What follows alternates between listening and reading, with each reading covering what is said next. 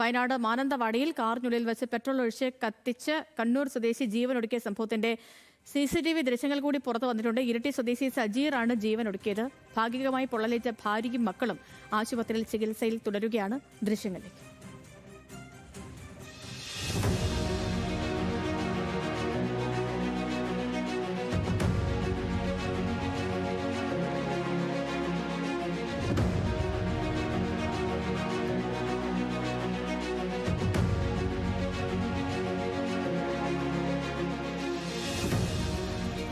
Lindo വിവരങ്ങളുമായിട്ട് Wayanad നിന്നുണ്ട്. Lindo, ഇന്ന് രാവിലെ സജീറിന്റെ ഈ വീഡിയോ സന്ദേശം പുറത്തു വന്നിരുന്നു. എന്തുകൊണ്ടാണ് ജീവൻ ഒടുക്കിയത്, ആരാണ് ഈ ക്രൂരകൃത്യം ചെയ്യാൻ ഇടയാക്കിയത് എന്നുള്ള കാരണങ്ങളൊക്കെ വ്യക്തമാക്കുന്ന വീഡിയോ സന്ദേശം പുറത്തു വന്നിരുന്നു.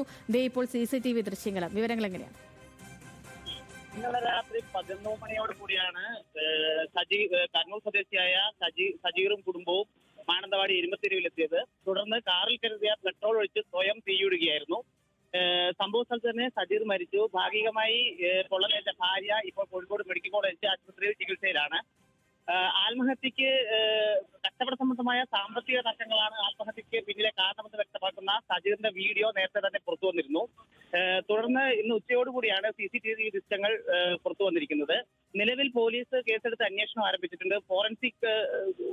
ഫോറൻസിക് വിഭാഗം എത്തി തെളിവെടുത്തു. ഇതിൽ നിന്നും 2 പെട്രോൾ ക്യാനുകളാണ് സംഭവ സ്ഥലത്ത് നിന്നും. ശരി, ലിൻഡോ ആണ് വിവരങ്ങൾ നൽകിയത്. വയനാട്